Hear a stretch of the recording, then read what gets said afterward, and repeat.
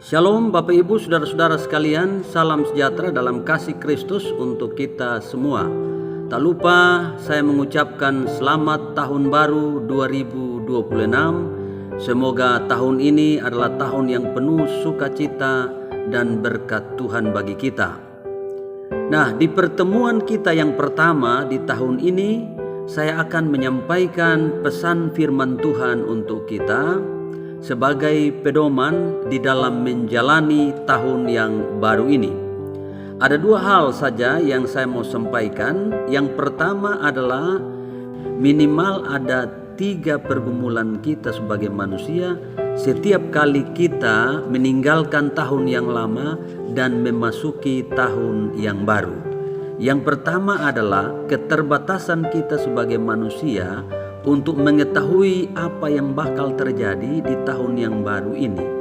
Bahkan kita sama sekali tidak tahu apa yang akan terjadi besok. Nah, hal ini dinyatakan di dalam Yakobus pasal 4 ayat 14 yang mengatakan, sedang kamu tidak tahu apa yang akan terjadi besok. Kemudian Pengkhotbah pasal 8 ayat 17 juga mengatakan bahwa manusia tidak dapat menyelami segala pekerjaan Allah yang dilakukannya di bawah matahari.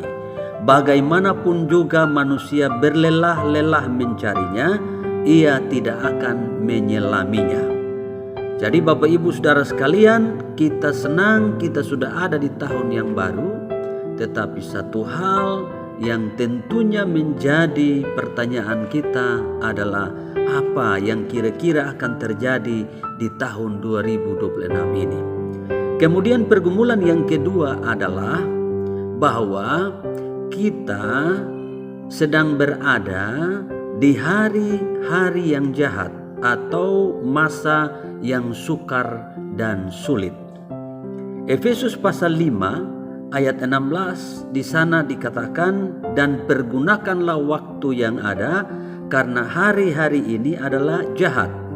Kemudian 2 Timotius pasal 3 ayat 1 berkata, ketahuilah bahwa pada hari-hari terakhir akan datang masa yang sukar. Apakah saudara dan saya sedang menuju ke hari-hari yang jahat dan atau masa yang sukar itu? Atau mungkin saudara dan saya sudah ada di dalamnya?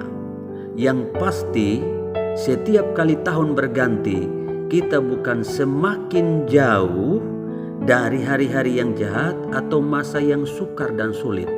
Justru sebaliknya, kita semakin dekat. Bahkan mungkin kita sudah ada di dalamnya. Itulah yang dinyatakan oleh Alkitab. Pergumulan yang ketiga adalah kita semakin dekat kepada hari kedatangan Tuhan. Yakobus pasal 5 ayat 8 berkata, karena kedatangan Tuhan sudah dekat. Kemudian Ibrani 10 ayat 25 berkata, hari Tuhan semakin mendekat.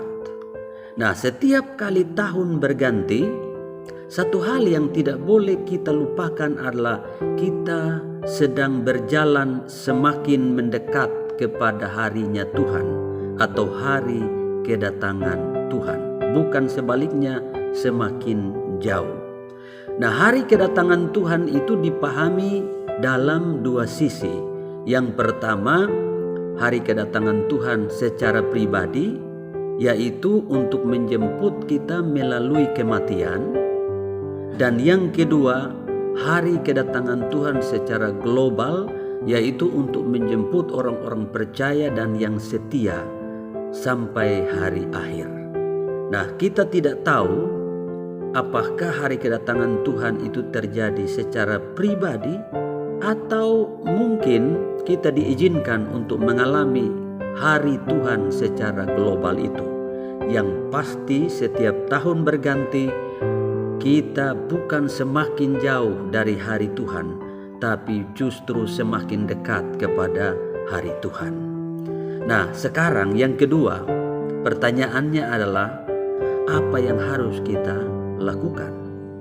Nah, ada beberapa hal yang saya sampaikan untuk menolong kita menyikapi 3 pergumulan yang saya sebutkan di atas. Yang pertama, kita harus tetap percaya bahwa kasih setia Tuhan tidak berubah dan selalu baru setiap pagi buat kita. Hal itu dinyatakan oleh Ratapan pasal 3 ayat 21-23. Di sana dikatakan, tetapi hal-hal inilah yang kuperhatikan. Oleh sebab itu aku akan berharap. Tak berkesudahan kasih setia Tuhan, tak habis-habisnya rahmat-Nya, selalu baru tiap pagi, besar kesetiaanmu. Haleluya. Bapak Ibu Saudara sekalian, sekalipun kita tidak tahu apa yang bakal terjadi di tahun 2026 ini, mungkin keadaan makin sulit atau seperti apa kita tidak tahu. Tapi satu hal yang harus kita percayai adalah bahwa kasih setia Tuhan tidak pernah berubah dan selalu baru tiap tahun, tiap pagi bagi kita yang percaya dan berharap kepadanya. Kemudian hal kedua yang harus kita lakukan adalah pergunakanlah waktu yang ada untuk memahami kehendak Tuhan dan mentaatinya. Efesus 5 ayat 15-16 berkata, karena itu perhatikanlah dengan saksama bagaimana kamu hidup. Janganlah seperti orang bebal, tetapi seperti orang arif. Dan pergunakanlah waktu yang ada, karena hari-hari ini adalah jahat. Sebab itu janganlah kamu bodoh, tetapi usahakanlah supaya kamu mengerti kehendak Tuhan. Nah, Bapak Ibu Saudara-saudara sekalian, karena kita tahu bahwa Alkitab menyatakan hari-hari ini adalah hari-hari yang jahat, masa yang sukar dan sulit, maka kita harus belajar bijaksana untuk mempergunakan waktu yang ada, untuk memahami kehendak Tuhan dan belajar untuk mentaatinya. Kemudian yang ketiga yang harus kita lakukan adalah jangan melupakan Tuhan dalam setiap perencanaan dan dalam setiap aktivitas kehidupan kita.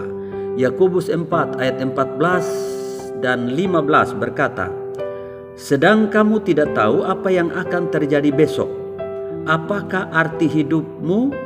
Hidupmu itu sama seperti uap yang sebentar saja kelihatan lalu lenyap.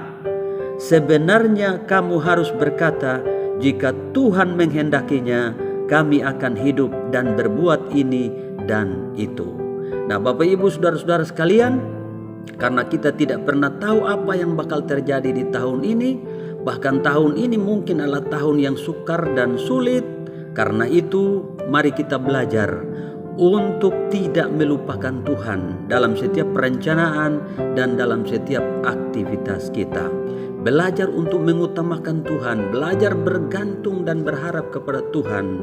Sebab Alkitab berkata, diberkati orang yang mengandalkan Tuhan dan yang menaruh harapannya hanya kepada Tuhan.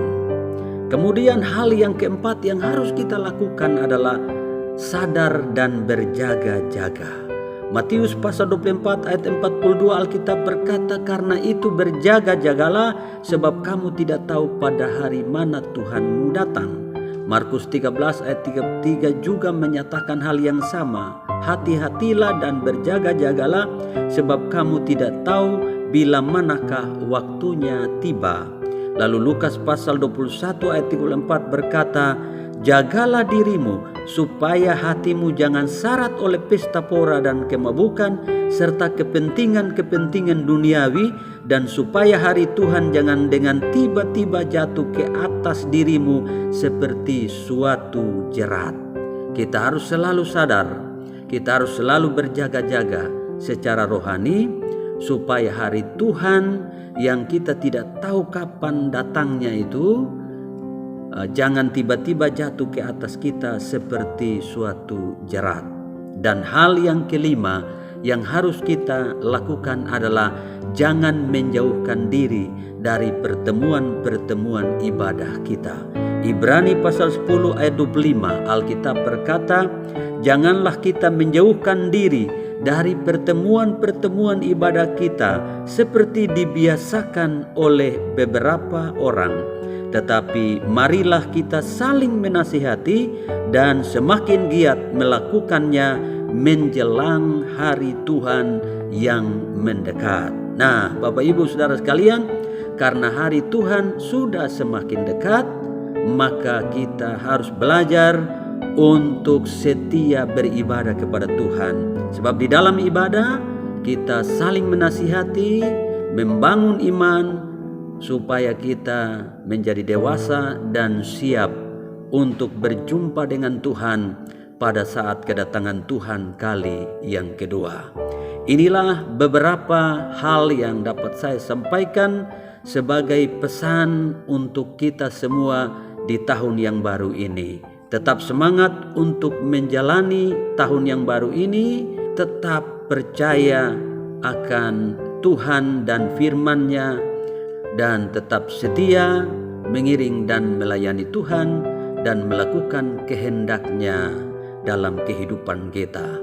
Tuhan Yesus memberkati kita semua.